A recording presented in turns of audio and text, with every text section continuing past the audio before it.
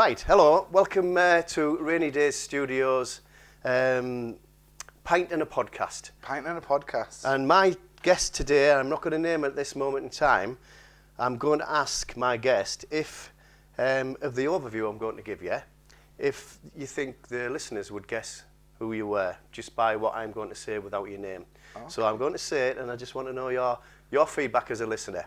So, my guest today is Hull professional funny man. He's 29 years old, and he bleeds chip spice. Now, we've got to be talking about chip spice if you're from Hull. So anywhere outside of Hull, we'll talk about that in a minute.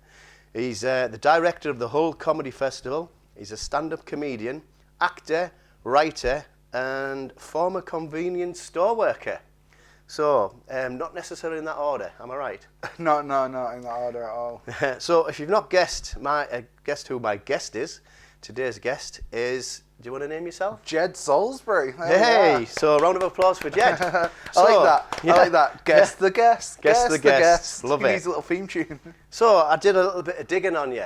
All right. With the old Google and the old internet and stuff. I apologise. Yeah. And do you know what come up? I had to send my kids out of the room. What come up? And we'll talk about that later. So just a little bit of a fun fact about your age, Jed. So I looked up the name Jed. Do you know what the name Jed means? I don't. I think I don't think I got named after any specific meaning. My mum just saw the Beverly Hills Hillbillies and was like, yeah, that trampy one looks like my son. Yeah, Jed Clampett, from the Beverly Hillbillies. Yeah, he's a famous Jed. Another famous Jed that I found was Jed Edward Bartlett. Do you know who that is? No. He was the US president in the West Wing. Oh, right. Series. So there you go. So every time you're out now, you can tell everybody that you're Jed, the US president. US president. I won't be telling anyone I'm the US president at the moment. Not at the moment, no. And that's another subject we'll talk about. So, as I said, I looked up the name Jed. Yeah. And it's derived from Arabic origin, as in Jedburgh. Right. And the Western analogy of it is a cowboyish short form that is both macho and cool. Oh, you know what? Nailed it. That is. Are you sure you didn't write this yourself? I think I might have. You know when people go on Wikipedia and write in what they want? I think you've done that, to be fair. So what I haven't explained is this is called a Pint and a Podcast. Yeah. We sat in... do you want to describe to the listeners where we actually sat for people who are not from Hull and people who are from Hull? So what are you actually looking at the moment, Jed? We're in like an old... I guess it's older than Victorian room, but old black room. These swords on the wall, these paintings on the wall. It's actually from the 1600s. 1600s. I don't actually know many facts about it. I know they plotted keeping the king out of Hull. Well, it's called the plotting parlour. We're actually sat in the plotting parlour. Right, so this where they plotted the revolutionary English Civil War. There you go. So it's quite an important historic... Also, there's like 4 paintings in front of us, right? 3 are like what you'd expect after you're doing your fair start degree. And the last one is like what... Like top notch. Like he definitely paid more money than these 3. I guess this guy here, the one in the middle, I thought that was actually Billy Connolly. It does look like Billy Connolly. And Billy Connolly is that old, actually, to be fair. Yeah. So if you know Billy's what? Listening, they all late 90s Billy Connolly, early 80s Billy Connolly, and Billy Connolly in drag. That is what we've got. Yeah. So if you're in Hull and you come to the Old White Hart, and you go into the plotting parlour and you look at these pictures on the wall, as soon as you say Billy Connolly, you'll know which pictures we're talking about. Exactly. And obviously you've got the swords over there. Yeah, we'll have a fight with them in a bit. They've actually found them in the wall when they took the panelling down in early 1900s. They were hidden behind the panel. Right. And they actually found a skull as well. So and that skull is downstairs at the bar. Is it? Do we know whose skull it is? I don't. Nobody knows at the moment, but I know they've got a tab open. So if you go down there, you're welcome to get a drink. So one of the things that we did speak about is called a pint and a podcast. Yeah. And I'm having a lovely pint of Moretti here. No product placement. No product placement. They want to sponsor us, they can. Yeah. And you're drinking a lovely pint of full-fat Coke there, Jed. Well, refreshing Pepsi Max. Yes, it is. What we've got. So there's 2 product placements. 2 product placements. So the royalties are going to be coming rolling. I once emailed Pepsi saying, look, I've got a brilliant idea for a advert for you guys. Basically, a man goes into the pub and goes, can I have a Pepsi? And they go, we've only got Coke, is that all right? And he goes, no. And then on the advert, on the screen just pops up, Pepsi because fuck Coke. And I emailed them and went, What do you think? My mate's got an iPhone 10 if you want to film it. Also, let me know if you're interested, because Kirk's also got some interest. Trying to... The other way around. Yeah, trying to spin it off. And they replied, thank you for your message. They actually replied, which was... Oh, you need to print that out and put it on the Yeah, wall. I think it's on my Instagram or my Facebook, but it was brilliant. They took time to reply. And then you ended it with, send our regards to your friend Dave and his phone. All the best for see. Well, at least I've got a sense of humour. That's what it's all about these days. So, one of the questions I've got here, Hull Comedy Festival. Yes. We know you're a comedian. We know you're a stand-up comedian. We know you like Chip Spice. Yeah. But I want to talk about the Hull Comedy Festival. How did you get involved with the Hull Comedy Festival? And anybody who doesn't know what it entails, can you just explain very briefly what it actually is? Oh man, so my first experience with the Comedy Festival, I did my first gig in it all the way back in 2009. So that was 10 years ago. I think it's been running for 12, but 10 years ago I did my first gig as a performer there, and then I slowly worked my way up. I was like working the doors. Yeah. And then unfortunately one year it got cancelled. But collectively, me and the former director stepped in and made the Hilarious Festival and programmed that, which I was the creative director for. And then the year after, he was like, do you want to step up and be director? And I was like, I have no experience in this. Did you just say yes? You know what? He put in such a good confidence in that argument. I went, all right, let's do this. Let's have fun. And then I've been director now for 3 years, and it's a good festival, because I think not only do we have the big names, we also we focus on Hull a lot. We focus on it being the Hull Comedy Festival, so we always give opportunities to any comedian with an interest in Hull or from Hull or perform here regular. They've always got ties, because I think that's kind of important, because you don't just want a festival which you can go see in a different city. You want something homegrown. Yeah, and I've been involved with the Hull Festival myself, and that's what I like about it. I like the fact that there is some big names there, and there's Joe Bloggs off the street who's coming up to do his bit, and there's no I'm too big to go on that stage and I'm too little to go on that. It's like a family feel, isn't it? It is. It's so like welcoming and stuff, and I think we've nurtured some comedians that have gone on to big things, which is very nice. Yeah, that's cool. So, my next question: have you got a nickname? I do. It's weirdly it's Jenny Bear. Jenny Bear. Jenny Bear. Jenny Bear. I thought it was. Yeah. Yeah. It's Jenny Bear on a weekend, maybe. Jenny Bear's my mum. That's who that is. Right. Well, there you go. Jenny Bear. Jenny Bear. So yeah, I don't know. How did that start then? It came from school, just because I've always been a bigger guy and I'm quite cuddly and stuff. So Teddy Bear, Jenny Bear. Jenny Bear gives the best hugs. And then it just sort of developed, and it's one of them nicknames that it's our Jenny Bear. And then eventually we was doing a kids show. Yeah, I know you've got the Jenny Bear's picnic. And I was like, now, what? Why aren't we using Jenny Bear's picnic? That is. It's like it was meant to be, isn't it? So yeah, that's what we ended up doing, creating it into a whole family show now, and it's took its own life. And I'm a poster on my friend's daughter's wall. It's crazy. Brilliant, absolutely brilliant. So. You touched upon your weight there. Now, there'll be a lot of listeners out there who, on their list, they're worried about the weight. I'm one of them, yeah? Right. I'm constantly conscious about my weight.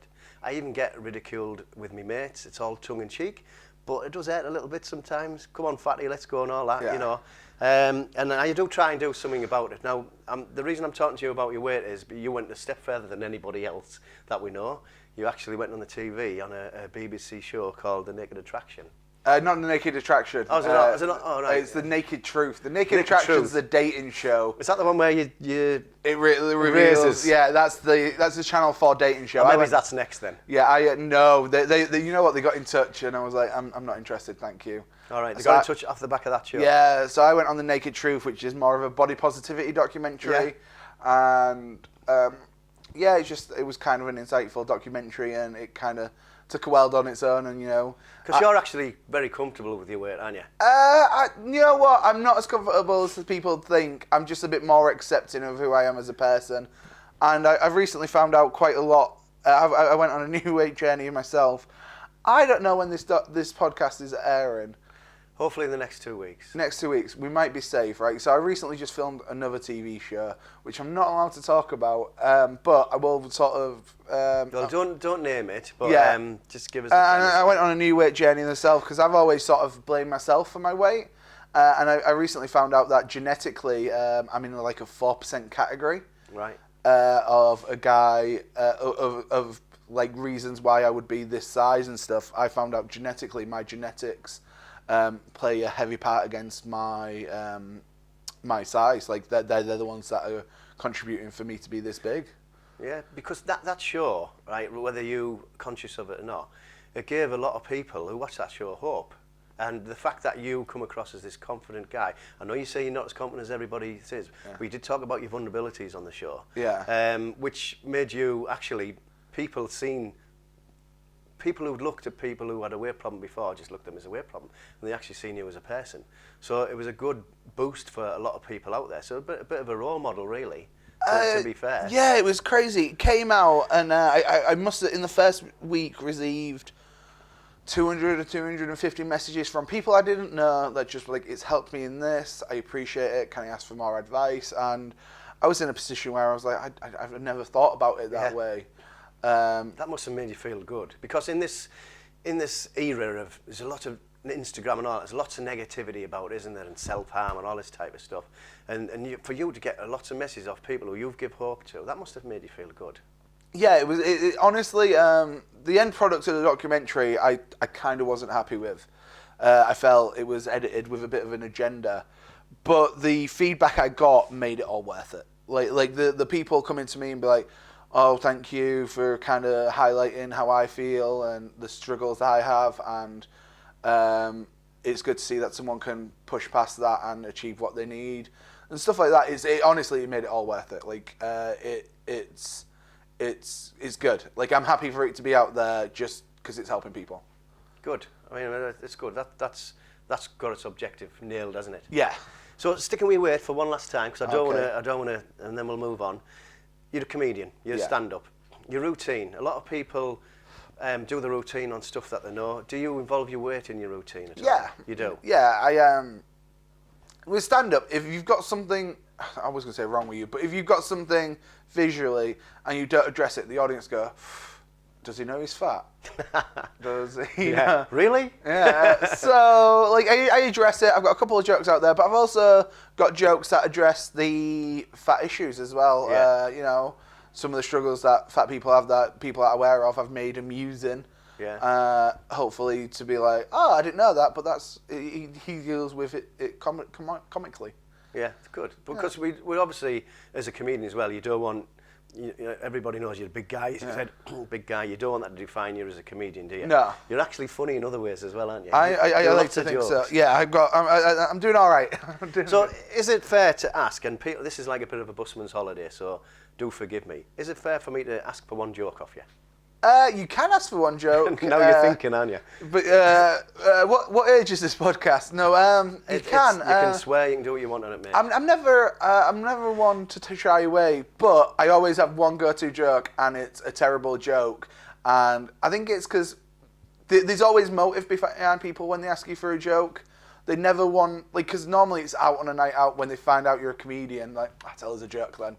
I know, it's like when you're a dentist, you don't go, shows your teeth, do you? Yeah. It's crazy, isn't it? So it's a challenge. I think it's because they want to see how, if you're actually, you know what I mean, no one questions anyone else's job. So my go-to joke is, I recently went to the doctor's because I thought I was going deaf. He went, can you describe the symptoms? I said, yeah, Homer's fat and yellow and Marge has blue hair. Yeah, I get it. And sometimes people go, that's a good joke, or they go, well, that's not funny. Are you a comedian? I'm like, I don't know either, mate. I don't. So, I mean, moving on a little bit serious now, only for a moment. I love comedians. Everybody loves a stand-up. Everybody loves comedy. Robin Williams, one of my favourite comedians. There seems to be lots of comedians out there who, as soon as they leave stage, they're miserable, they're depressed. Do you generally find that with the circuit that you work with? Do you get depressed, or does your fellow comedians, because it is a hard life, isn't it? You're on unsociable hours, you're on the road, you're going to different places. It's a solo life. When you first start in comedy, you're surrounded by friends because you're doing road trips and stuff. And now I found, I'm traveling on trains by myself. I'm spending a lot of time alone in hotels and stuff like that. It quickly goes from being something fun with friends to quite a lonely occupation. Mental health wise, I think, if I remember rightly, the recent study is 1 in 4 people suffer with mental health. Yeah. If they're involved in comedy, that goes up to 1 in 3. Really? And so I've known people who struggle with mental health. I have myself. And I think what happens is we're so focused and in tune, we have to analyse everything. So when you see something tragic happen, we have to go, oh, I wonder if I can make this funny. So you need to look in depth in it. And there's something broken in you. I mean, I've had traumas in my life where I'm like, I hope I can get a punchline out of this. And that shouldn't be anyone's first fault. Yeah, but I suppose it's a bit of a coping mechanism in a way, isn't it? Yeah. Yeah, it's one of them. It's helped me get through things, and sometimes it's hindered me getting through things. So as a comedian, when you're actually on stage churning out your stuff, that's your therapy in a way, isn't it? Yeah. Oh, definitely. Especially on new act, new material nights. Because, like, on a certain level, you've got to deliver, so you've got to be pro. But on a new act, new material night, you get to say what you want, because you're not there to... I mean, you are there to be funny, but you're not there to... No one's paid that much money to see you. You're trying stuff out. Yeah. So it's kind of like therapy there. But you know, you've got to deliver when you need to deliver. I went from my grandma's wake straight to a comedy gig and performed. Like, that's not a normal... Sat around, black suit, depressed. Oh, 10 minutes, 20 minutes later, down the road. Hey guys, here's a joke for you. It's not... Well, I mean, you're describing the life that you're just on the run all the time and it's quite lonely. But the other thing is, when you're on that stage, the people who are in that audience, they might have had a shit day at work. They didn't want to come out. They want to come out. Let's go out and see. You're there to make their life better, aren't you? Yeah. So you're like the TV for them at that moment in time. So it is a service as well in a way. Isn't Yeah, it? exactly. You know, comedy is expensive if you get to a certain level as well. You go. I went to see Russell Kane last night. Tickets were £30. Yeah. If he wasn't funny, I'd felt robbed. You know what I mean? I perform at the Comedy Lounge and stuff like that. And you're talking £10+, which, fair enough. Some could argue that doesn't sound like a lot, but I'm from a working class it's a lot background. of money. Yeah. You know, £10 plus drinks on a night out plus taxi. Eventually, that's £50 on a night out. Soon goes. I've got to make sure they're getting their money worth. And the trouble is with comedians, you see them on the telly. Everybody's funny, Mike and McIntyre, all the people. But there's not that many make it to the top, is there? No. And everybody else is churning the circuit, aren't they? Yeah. And yet everybody chooses to keep doing that life. So what do you think makes you tick to keep carrying on doing that life? I mean, you must enjoy it. I absolutely love comedy. Like, the only thing worse than having a bad gig is having no gig for me. Like, I love it. I love the lifestyle. I've always held the pattern of a comedian. Like, I've always been a late night person. I've always been trying to make things funny. Like, if anyone's down, I've always tried to make them laugh. I've not, you know, because I don't know how to deal with situations. I don't know how to be like, I don't know how to make things better. But if I can make you smile, turn it into something funny. Yeah, if I can make you smile for 10 seconds, maybe it's not going to be all so bad in the long run. Yeah, that's a good attitude. So I've always been that, and so I think when it comes to comedy, it just felt like a natural fit. And I think people knew as well. Like, my friend told his parents, she was like, "Oh yeah, Jed's doing comedy and stuff," and she went, "Yeah, that makes complete sense." Like, he's always sort of been that thing. Like, they always assumed I'd go into acting or comedy. She was like, "I'll either see you on Emmerdale or I'll see you on the stage," and I was like, "Oh well, there we go." We've seen you on Game of Thrones, haven't we? We've seen me on Game of Thrones, yeah. I mean, as soon as that come out, I mean, you must have got inundated, didn't you? Yeah, I get it a lot. It turns out I've got a very generic, fat, bearded face. So, like, I randomly get tagged in things, and I'm like, oh yeah, that kind of looks like me. So, one of my questions relates to comedy is, and I know the answer, but I want you to elaborate on the answer. Have you ever died on your ass on the stage? Yeah. And what is the worst time that you died on your ass where you thought, just get me out of here? Oh, so I think the more you hold for a gig, the more the gig means to you, the more you don't want to die, right? Yeah. So when you first start, you die. Unfortunately, you die quite a lot, but you're learning to be funny, and you sometimes have to accept that you're learning to be funny. So that's fine. When you die at the beginning, you know, you haven't got a gig for a whole month. So you spend that whole month thinking you're shit, and that's why people start comedy, get out quite early. Yeah. My worst personally was I went down to London and I had a viewing with quite a big agent, and I was very excited and I was very nervous, and I was like, this is a make or break time in my career. And what happened is I was meant to be headlining a new act night. I was like, I'm kind of ready for that. that new act night got pulled, and they went, we're moving you to the Pro Show. The Pro Show was the Boat Show, which is one of the bigger gigs in London. And there was 5 acts on and me, so 6 acts. And then 5 were all getting ready for like Mock the Week. They'd been on telly. One was doing a live at the Apollo set. And I was like, I am out of my depth. And I knew I was out of my depth, but I had to go to show for this agent. So eventually I went on, just before the headliner, which is never a good space to be, because they want a headliner. They brought me on, did my first joke, nothing. Did my second joke, nothing. And I was just like, I just did my time. I did 10 minutes of just dying. They were like, yeah, we're not... 10 minutes is a long time. Yeah. So I think I did 7, because, you know, you leave some time for the laugh, and which I didn't get. Got off stage, felt defeated, went to the agent, and he was like, we'll talk in a bit, email me. And I left, and I got the megabus home. That was the most depressing 8 hours. How many hours was that? 8 hours? 8 hours. Most depressing 8 hours of my life. Like, just on the megabus going, well, that's my career over. I'm never going to make it again. And I didn't even email the agent. Like, that's how, like, bad I thought I'd done. I was the worst. It was probably the closest I've come to going, I had my shot. I missed it. I'm done. And, you know, I had to pick myself back up. And I never emailed the agent. And then a year later, I saw him in Edinburgh. And he was like, why have you never been in touch? And I was like, I absolutely died. Like, that was he was like, you did. You absolutely died. But I also spoke to, who was it? It was Justin Morehouse, you know, from Peter Kay, the Phoenix Nights. Yeah. He was like, I spoke to him and he said, you compared the gig on the Saturday after that and you absolutely smashed it. And I was like, yeah. He was like, well, we understand the situation we put you in. You should have emailed. And I was like, can you email now? And he's like, meh. Too late. Yeah, but I remember that just being a depressing time. But he was like, keep in touch, keep gigging, and we'll see where you are. So, but yeah, I remember that 8 hours. Well, you got back on the horse. And I got back on the horse. That 8 hour megabus journey though. I think like it was raining. It probably wasn't, but in real action, it was raining. I was crying. Like I was just done. I've just got this vision of you listening on an old 80s Walkman, listening to REO Speedwagon all the way back. I think the joke was, after that, before going to that gig, I went to my boss, can I have more time off work so I can focus more on gigging? And if he'd been at that gig, it would have given me my hours back. That's where we're at. So, just sticking with comedy then. All right. Out of the circuit of friends that you know, your comedian friends, who would you want to go on after, and who would you want to go on before? Oh. At the moment, you don't want to follow Jack Gledder. Yeah. You don't want to follow. He's so on fire at the moment. Yeah. His career is, you know, he just needs one Palladium gig to, and so you don't want to follow him just because he's tough, man. He's a whole different ball game. It's not just a guy with a mic. He's a different ball game altogether. He's got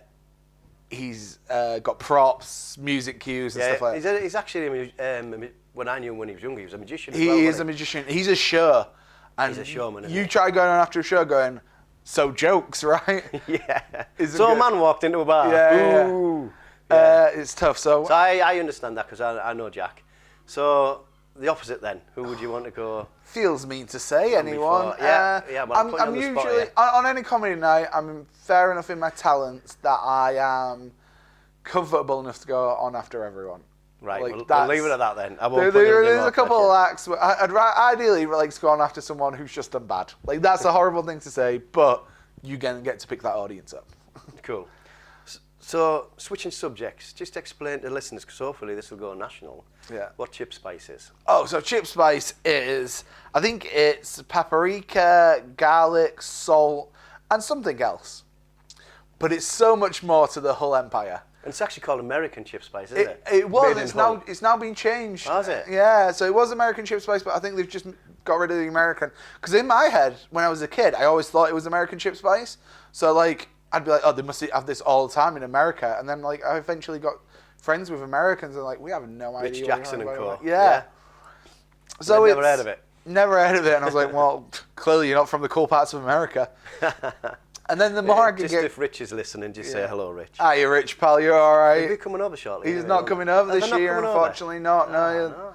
Next year. I'll see you next year, pal. Trump stopped them coming over. Yeah, exactly. Brexit. That's Brexit. Blame everything on Brexit. So chips, like, it's like a salt, or I guess that you put on chips. Red salt, they'd call it in Manchester. That it's not, and it's so rare to get outside of like UK. Well, a lot of people outside Hull don't know. Yeah, what it is, do they? Although I think it's starting to grow arms and legs. It's starting to grow, but yeah. So I have some in my gigging bag because the amount of times ID. The amount of times you'd go out after a gigging bag, we'll just get some chips, and you're like, these chips are the blandest thing I've ever had. So I think it's more like, also it's like a cult thing now as well. It's a cool whole thing. Like cool. Chip spice is our thing. Yeah. It's how we had. It's like what's like the Worcestershire sauce in Sheffield? Is it Not Hellman's. Don't know. It's like an orange thing. It's that good. I haven't heard of it. Yeah. But I've heard of again, chip spice. Yeah. And I live in Beverley, which is miles away. Yeah. Good old 10 miles away. Yeah. Sticking with Hull then, I'm going to say one word, and I want you to tell me what it is in a sentence. Okay. Spiders. Not in them little creepy crawly things. You know where I'm talking Spiders about. was home for me. Man, it's an alternative rock club, but everyone goes, every time you go to uni, your friends go off to uni, they go, oh, we're going to the blah blah Spiders, and it just doesn't have the same feel. Spiders is like a home for misfits, the goths, the emos, anybody. Yeah, it's an alternative lifestyle choice. It's like a Star Wars bar, really. Yeah, it is a cantina of goths. That is it. Instead of it's crazy. It's cheap drinks as well. It's never Very gone cheap. up. It's run for non-for-profit as well. Like that's crazy. Like their aim isn't to make that much profit. It's the aim. They don't advertise. You're not going to see them at Freshers Week. It's a thing. You go. This is brilliant. So for people who are not from Hull who are listening to this, I'm not from Hull originally, but I've lived here for 25 years, and you'll be surprised that I only went to Spiders as recently as 2 years ago. Wow. And I seen you in there. Yeah. Can you remember? Yeah, and I was just like, wow, why haven't I been here before? So, would you recommend anybody who comes to Hull to hit Spiders? I think it can be a shock to some people's cultures.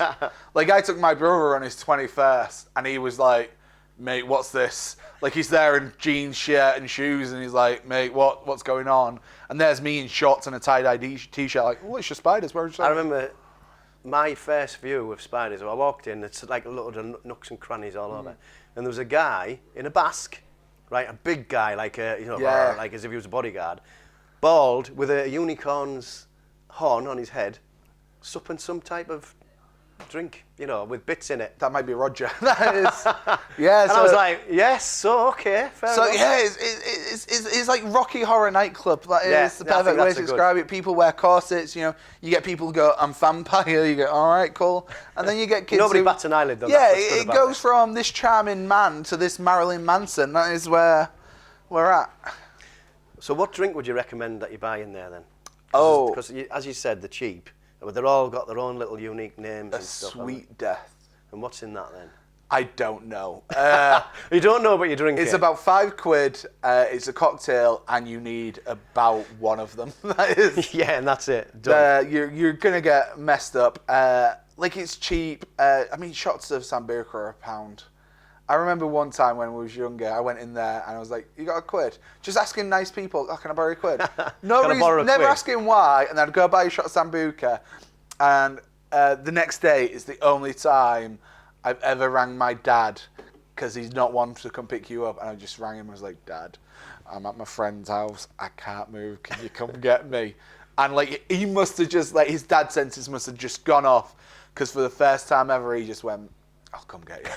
Because he knew that I was not in a good bit of a hangover moment. Yeah. So I'm going to ask you a really random question here, and I want an honest answer off you. Why is the Lone Ranger called the Lone Ranger when he's got Tonto? Oh, I would guess because at the time period of the time they never associated Aboriginals as being real people. But he's American Indian, wasn't he? So the Lone Ranger was, but Tonto wasn't. Tonto was so was a Native American. Yeah.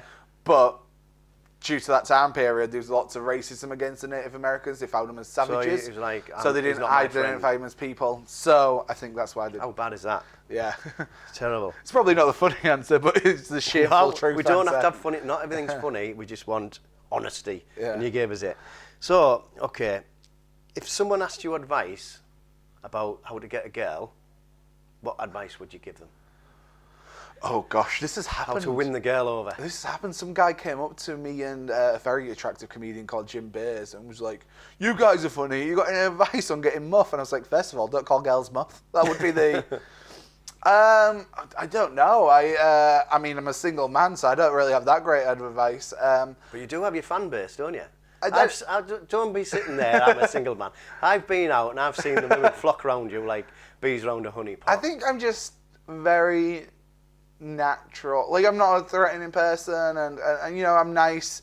I think just be yourself, which is such cliche advice. But you know what I mean? People can tell when you're being fake, and yeah, and you've got to keep it I mean, up. I never have ulterior motives when, like, I've had friends on nights out who are like, I'm just here to pull. I'm out. I'm here for a good time, and I think that reflects more. And then, you know, sometimes I do pull, and that's very nice. But I think people just like see the energy, and they're like, that's fine. Yeah, and the flock to it. So you've got that bit of aura around you. Anyone who's ever like, I need to get a girl. No, you need to develop more of your personality. That's what you need to do. So would it help me, for instance, if I said, "Hi, I know Jed." It has helped other friends. I won't lie. Some of my friends have a picture of me on their Tinder, of me and them together, just so people go, "Oh my God, you know Jed?" Hey, because I know quite a lot of people. Just make a little note of that. We'll get a selfie after this. Yeah. So, a quick fire. Fears and pet hates. Okay. I'm scared of heights and snakes. At the same time. So if you were up a height and a snake... I saw the movie Snakes on a Plane and I was terrified. But, you know, yeah, heights I can kind of deal with, but snakes terrify me. Like, my heart, like I hope I don't become too famous that I have to go on I'm a Celebrity, because I'd be sure no one's getting fed if there's snakes involved. Cool. Terrify me. So, one word answers I want here. All right. Donald Trump. Prick. Boris Johnson. Prick. Jeremy Corbyn. Hero. Hero, okay. Nicola Sturgeon. Sturgeon's a fish. All right, we'll stick with that. I don't know too much about Sturgeon, I'll be honest. And this last one is a one-word answer. Okay. Right? Because it makes and breaks people, and we don't want to go down there. Brexit, yes or no? Yes. Yes. Oh, now I'm going to have to ask you why. Well, without getting too political. So I voted Remain. I wanted Remain. I talked to all my family, my dad, who was very right-wing. I talked him around to voting Remain. Fully believed it, but I think it's come to this point now. Just leave. Like, just leave. It needs addressing. The people have voted, and everyone's like, let's get a second referendum. I don't have faith in my city enough to believe that our results would be different. If we did a Brexit vote tomorrow, and it hurts me to say, I don't think the city... I'd still think we would vote leave, and it might be a lower percentage, but I think the city... And it's got to a point, look, they voted that, let's make it happen. I'm not very happy about it, but we'll deal with it. And it's getting dragged out, and it's been horrible. Yeah, good answer. We'll park Brexit, because it's one of them subjects, isn't it? I thought Brexit was Weetabix at Aldi. Yeah, well, that's what it should be. What's your best impression? My first impression. Like it. No wonder you're cool. Yeah. You're called Cool Bear, never mind Jeddy Bear. I say that, I make terrible first impressions. Okay, so before I go into a few more questions, just give me a little bit of a quick overview of your childhood. So what I'm looking for is who your family is. Do you have any brothers, sisters, mum, dad, etc.? Where you lived, what it was like living in that street, and what's the best memory you've got of being a child? Oh, Christ, search your soul, search your mind. Here we go. So I grew up with my mum, my dad, and my brother. We lived on Orchard Park on a council estate in Didscourt, and it was... Everyone expects Orchard Park to be awful. They're like, oh, and you know what? It was the most homely place. Everyone knew everyone's business. If I was out on the street, you know what? We didn't have mobiles, but like my mum could go, has anyone seen Jed? And like 3 doors down, like, oh yeah, they were at the park. It's that type of area. You know, we were a bit of vagabond. You know, we went off exploring stuff we shouldn't. You know, we did do some vandalism. We did play pranks. You know, we were a bit makeshift rebel. I also was incredibly shy as a child. So I was quite reserved. So quite a lot of the time, I would stay in and play with action figures. That was my one thing. Action man. Wrestling figures, Star Wars figures. You're into your wrestling, aren't you? Teenage Mutant Ninja Turtle, anything sort of geeky. That was sort of my childhood. Got into Warhammer. My favourite memory as a child, probably sounds really sad, but what had happened is I hated school and my mum would let me have time off, and we used to sit down and we used to get lunch and we'd watch Diagnosis Murder. It was just yeah, sweet. but that's stuck in your mind, hasn't Yeah. it? So happy childhood then? Yeah, Good really childhood? happy childhood. Like, So moving on a couple of years then, you're now 15. right. Right? So Jed, the present day Jed, has come back in time, and the 15-year-old Jed is just sat watching mindless TV, and you've got 2 minutes to talk to the 15-year-old Jed. What advice would you give him, apart from freaking the 15-year-old Jed out? What advice would you give 15-year-old Jed? You know what? You've got 2 minutes to tell him something. I'm so arrogant as a 15-year-old. I'd be like, I've come back in time to tell you something. You're like, yeah, of course I'm asked time travel. That's where I'm at. So 15-year-old me was probably the time I was coming into my like adult self, where I became more who I am today. I would say 15-year-old me unfortunately grew up in an area that was quite homophobic. Not in a mean way, but you know what I mean, I didn't understand the consequences of certain things, of actions. Like today I'm very woke and you can't say this, you know, whereas like back in the day I'd be like, everything's gay, like that's you know, that's lame, that's gay. I would, first of all, I would talk myself into that, just be like, look mate, be far more accepting, you're going to regret saying these things when you're older, and stop trying to impress people. I spent a lot of my ages from 16 to about 20 just trying to make other people happy and get involved. I think you know, I always wanted people to like me, and I really found out when I'm older people will like me for who I am. I didn't have to try so hard to make people like me or like things just so other people would like me. So just chill out, Jed, and just be more accepting and just crack on with what you want to do. And stop trying to impress people. Right, so what is your favourite movie and why? So there's two answers to this. Okay. So, on the surface, Empire Strikes Back, and I think that one explains for itself. It's an absolutely great movie, and it holds such good memories. Like me and my dad, I remember it was one of the times where my dad, Star Wars is a weird thing, because when I was a kid, we always used to go to the video store, and I'd be like, let's just get 3 ninjas, and you're like, you've rented this for the last week. I'm like, well, buy me it on video. Like, buy me it on video. So I used to do that, and eventually my dad just went, no, we're going to watch this. And I was like, oh, this sounds awful. So he got all 3 Star Wars, and we put them on after Chippy Tea on a Friday. I sat down, watched it, and like I was silent for the next film. And then after New Hope finished, it was time for bed, and I was like, no, let's just keep going. And me and my dad stayed up, and we watched all the Star Wars. And here's how poor we were. What he then did is, if you hooked up 2 videos, you could record a video cassette. Right. So he illegally recorded Star Wars for me, and then I spent my next, I'd say 2 years just making him watch them with me all the time. So it kind of like bonded that friendship in me and my dad that we still have now. Like Star Wars is coming out at Christmas, me and my dad are going to hit the midnight show, and like that's where we're at. Oh, that's good. That's cool. And modern day is Juno. Yeah, the pregnant girl. Yeah, I just love the movie, the quirky comedy. It's the type of movies that I'm into now. The soundtrack was amazing, the actors, that sort of low independent, quirky comedy movie is my cup of tea all the way. Yeah, good. So the opposite then, which film do you actually hate? And it could be a very popular one as well. But in your head, you think, God, I can't stand it. What's everybody going on about? The Revenant. Right, with DiCaprio. That Oscar-winning movie, a bit of me was just like, everyone was, Leo was so good in it and he does have the Oscar. He didn't. Like, he's not acting. He's out in the frozen cold wasteland, freezing, and like, oh, look at him acting, he's cold. No, he's just cold. That's not To be acting. fair, I think it was minus 39. Yeah. I mean, I get it. Put the It's time cold. in. Yeah, but he put himself through them extreme conditions and filmed it, and I'm like, Bear Grylls does the same thing. Like, let's not. So I feel they give him the Oscar for that because they felt he deserved it. I didn't think it was even close to Leo's Probably best should have work. got Oscars before that on other films. Yeah, and I just feel, The Revenant, it was long, it was slow, it just wasn't for me. Good, cool. So, who is your hero? Oh, my mum. My mum's my hero. She's I see that every time you post something, your mum's posted underneath. yeah, she's just good. Like I absolutely adore my mum. She's gone back to uni at her age. You know, I mean, she's 50 odd. She's gone back to uni.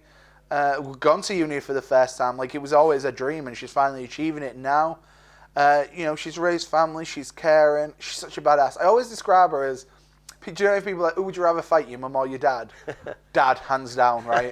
Because I think if I beat my dad up, that'd be the end of it. My mum's like the Terminator from Terminator 2. Coming back. The liquid one. Like, no matter how hard I hit her, she's just coming and coming and coming. Like, that's what my mum's like. And a bit of me just respects and admires that so much. And obviously it's your mum and you love her and adore her. Well, that's cool. So, where do you live? I'm not asking for your address. I'm asking, do you live on your own? No, I still live with my parents. You still live with your parents? Following your dream is ridiculously expensive. Yeah. So. Well, and you're never home, are you? Because No, you're out and about all the time. I'm on the road like 3-4 days a week. So I live with my parents currently. Hoping to move out soon, and we'll see where we are in a year or so. So that leads me to nicely into my next question. So, if your mum said, Jed, you need to leave, you need to move into a flat. Money's no object. I don't mean you're going to have a fantastic flat. I mean, you've got the money to move into a flat. However, you had to move in with one of your friends. You had to live with one of your friends. Who would you pick to live with? Oh. And why? You know what? Because I've held off moving out. I've seen so many friends move in together and it just fall apart friendships. Fall apart, yeah. I think I'd choose another comedian. Someone who you'd want to fall out with. Well, yeah, just because we'd never be there, or also the energy of having another comedian around. You know what? I'd move in with Jack Gledder. Let's go with Jack because he's got a good positive energy. He's on the road a lot. I'm on the road a lot. But when we're at home, there's an unsaid competition between me and Jack. It's sort of faded recently because he's won. But like when we first started, I think that competition, that friction of like, you're doing this, I need to do this, you need to be. I think that motivates people and pushes people, and I think that's a good energy to be around. Yeah. We'd probably argue and stuff, but I think it'd be... The good thing is that, I'm going to say when, not if. When Jack makes it, he's got a good grounding with the friends that he's got behind him. Oh yeah, me and my friends, we all, like, because we met Jack when he was 18. Well, I think I met Jack when he was 17, 18. Yeah, so he volunteered for the festival. He was a new kid, wanted to get into comedy, came along, we met him. And we kind of took him under our wing, I guess. Like, he started coming out on nights out. So we've seen Jack grow from a stupid 18-year-old boy to the man he is today. And we're really close. Like, me and him ring each other all the time. And, we're always there for advice professionally and personally. So it's kind of crazy how, like, he will make it one day. And, like, we will... then rib him for it. Like, and he's got a girlfriend now, hasn't he? He has, Rachel. I mean, it's lovely, it's tragic that he's had to go into comedy just to get a girlfriend, isn't it? Which he met at uni. Sorry, Jack. He met at uni. That's the Well, there you go. So, right. Who should I interview next? So, before you answer that, I know a little fun fact about you. You know the Bonus Arena? Yeah. Is it true that you were the opening act for the Bonus Arena? I was the opening comedy act. Yeah. So I was the first comedian on stage at the arena, yes. Well, I can top that because, and you're going to like this, this is my first pint and a podcast with Rainy Day Studio, and you're my first guest. Wow, there you go. Now, that's got to be better than the Bonus Arena, hasn't it? Yeah, you know what? That's going on my record of achievement. Yeah, it's going it's up there. It's up there. And I need a selfie, obviously, for my Tinder. With Tinder. So, outside of comedy, what makes you laugh? What actually gets you belly laughing? To answer that, I would say Andy Train's got to be one of the most interesting people in Hull. Yeah, he is unique, isn't he? He does so much for the city, and I think it would be interesting to, you've got his Pride stuff, his street performance stuff, his background. Pride is amazing, isn't it? In medical, yeah, I performed there this year, and it was such a... And that's all down to, is that all down to him? I think he's one of the bastions one of of the- it. yeah. He's one of the top people in it. That's brilliant. So that would be who I recommend. What was the second one? Sorry. Well, my second question is, I was going to say, what makes you mad and why? People with talent who don't push themselves. I have friends who I do comedy with. I've got a very close friend called Andy who I bug all the time.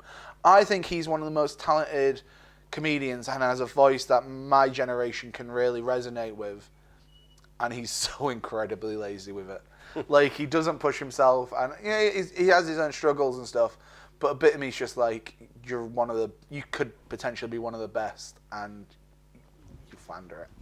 Like, he's starting to push himself now, which is good. He's got to that point. But anyone with sort of a natural gift for things, it annoys me because I don't think I ever was that good at comedy, and I've worked really hard to get where I am. And I think when you see someone with like a natural gift, in all aspects of life, anything in it. It's like when you're revising for exams, and someone doesn't revise, and the top ears. When you see someone flounder a natural talent, it annoys me a little. That grinds my gears. Okay, so if somebody dissed Hull, right? 2 words to undiss it. I've just made that word up. So if they're dissing Hull, you'd say, "Excuse me, mate. Hull is this and this." So don't be dissing Hull. What would you say? Hull is powerful and Hull is home. Hull is one of them places where you visit and you don't leave. Yeah. It's a bit like that series where they had Under the Dome, isn't it? Yeah. Well, because I compare a lot. It's got one of them vibes. Like, I have to interview people, like, when you compare it, where you from, what brings you to Hull, sort of thing. And a lot of people are like, I just kind of stayed after uni. Mm. I think, and especially in the last 10 years, like, when I first lived in Hull, growing up in Hull, like, it was a dead-end town, and I was very aware I was growing up in a dead-end town. Whereas now, so many people, and I work with so many people in the art sector. Me and Kofi Smiles debate this for hours because we're always like, there's so many people trying to build blocks to do good for Hull. But like, you see it all the time. One for that bad thing goes wrong on Hull Daily Mail or Hull Live, and people are like, City of Culture, eh? And you're like, well, no, that's every place has got its bad thing. Every place, and City of Culture has done so much, hasn't it? Yeah, and I think it has. And that's just springboarded everything into action, I think, because it's got one of them vibes. I'm not from Hull. I came, I stayed. As you said, everybody you meet, why didn't you leave? I didn't want to leave. Yeah. You just feel... Hull also is a city with a town mind. Do you think? So I've heard that before. Hull is a city, but it's got a town heart. Everything's close. Everything's connected. Like, I think if you work in the art sector in Hull like I do, you're like 5 degrees separation from most people. Yeah. Like, the industry, the arts and acting and theatre and comedy, it's so incestuous as well. Everybody knows each other. Yeah, and we're all trying to push each other and work for each other. There's no, don't get me wrong, there's bad people in everything, but majority of people encourage people and they're there for each other, aren't they, in Hull? Hull's got that bit of a family feel. And we're the first to preach our successes as well. Like, we're the first to be like, look at what this person's doing, this is amazing. Yeah, look at this Hull patty that nobody else has got. Yeah.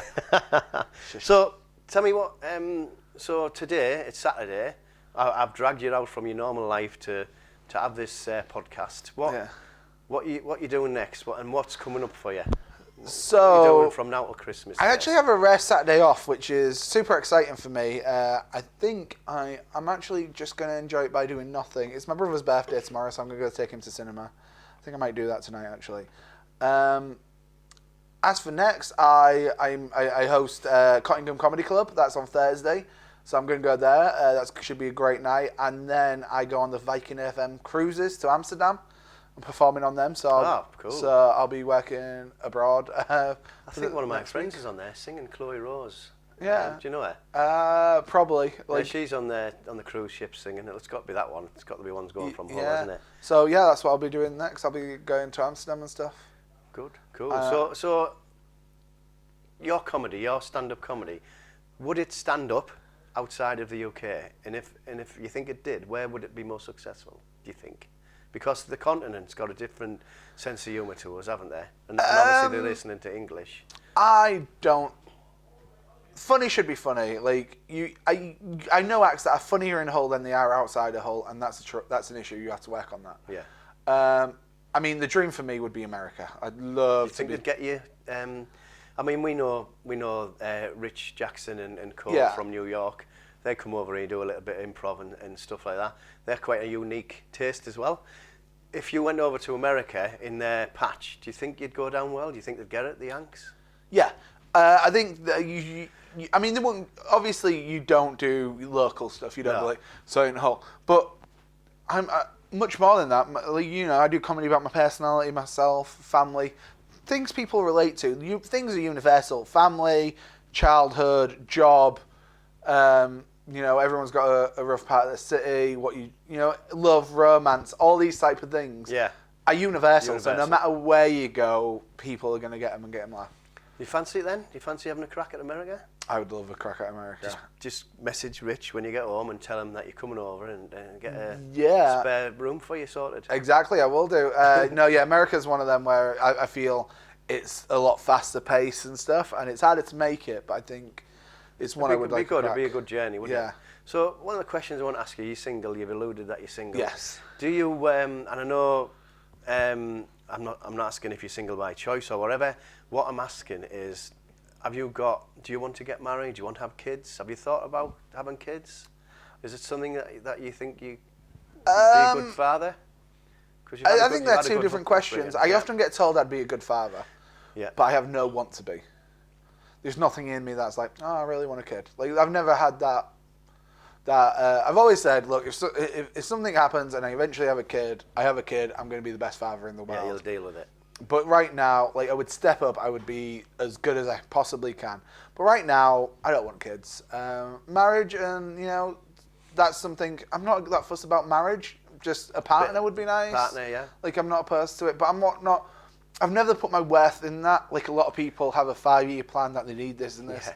I've just sort of been like, planning. If it happens, it happens. Yeah, I mean, you're 29. You're still a young guy. Yeah. Still got the world in front of you. Exactly, and a lot of my friends have all settled down than they are. They've got houses and marriages and stuff like that, and it's for them. And for me, it's just never something I've hold value to. What you got to remember though, once you're married and you have kids, you've got a whole new bit of comedy there. A bit of material. You've got more material coming out. It's unbelievable. So we're about to wrap up now, Jed. Yeah. So one thing I would ask you, if anybody wants to follow you on social media, how's the best? What do you go on most? Instagram, Facebook? You know what? All of them. I'm very social media savvy, so I'd say Facebook, Instagram, and Twitter are my three. Is it just your name? Yeah, just search Jed Salisbury. I pop up. I sometimes post some very funny stuff. Other times I'm incredibly boring. Depends how my week's going. And my last question here, who else, from a comedian point of view, would you recommend to follow local-wise and to go and see if you've never seen them? Oh, God. Anyone. Just go check out your new local mic night. That would be the best bet. And where's the best place to go for someone who's never been to a comedy stand-up and thinks, I'd like to give that a go? Where would they go and what nights? I would suggest going to the Comedy Lounge on Thursday and Friday, on a Saturday and Friday. For the listeners, where's that at? That used to be the old Laser Quest. It's George Street. George Street. I would recommend the Comedy Lounge. I recommend Cottingham Comedy Club. I'd recommend anything in the Hull Comedy Festival, which I should have recommended first. True. Hull City Hall, Lol Comedy. Honestly, I don't think there's bad comedy happening in Hull. Fair enough, some of the new material nights can be a bit tough, but that's comedy on a ground level, and it's the most real comedy you see. So, anybody out there who's thinking, I'd like to have a crack at being a comedian, what initial advice would you give them? And obviously, you said it's a trial and error. What advice would you give them for anyone starting out, and where would they go? Go see live comedy and ask the comedians and talk face to face. Because I think you watch TV and you go, oh, comedy, that's what comedy is. It's not. It's nothing like that, and I think it's a shock to everyone's culture. And are the comedians approachable after they've been on? Yeah, we love talking to people. We're very sociable people, and we're understanding. We were that person at one point. Yeah. We were the person who had no idea how to start. I got really lucky that my English teacher was Dan out of the Live Naked Idiots, which are a great sketch group from Hull. And so when people were like, "Oh, Jed, you should try comedy," I was like, "I have no idea how." He was just straight there going, "I'll do it." And then I ended up writing jokes, and he would mark them for me. So he would mark my English, not very good, and then jokes, and he'd be like, "But these jokes." So that's probably his act now with the Naked Idiots. Yeah, that's it. They keep robbing my stuff. Yeah. So I'm going to wrap this up now. It's been a real pleasure. Have you got any last thing that you want to say to anybody listening? Well, hopefully this podcast will go not only Hull, but it'll go UK. Maybe it's even Rich Jackson in New York City. Rich Jackson. Might hear I it. would love to say "Be excellent to each other," which Bill is and from Ted. a great movie called Bill and Ted. But it's such good life advice. Like, why be shit to anyone? Just be excellent to each other. Well, we'll end on that note. I can't top that. Thanks for having again. us. Thank you very much, Jed. No worries.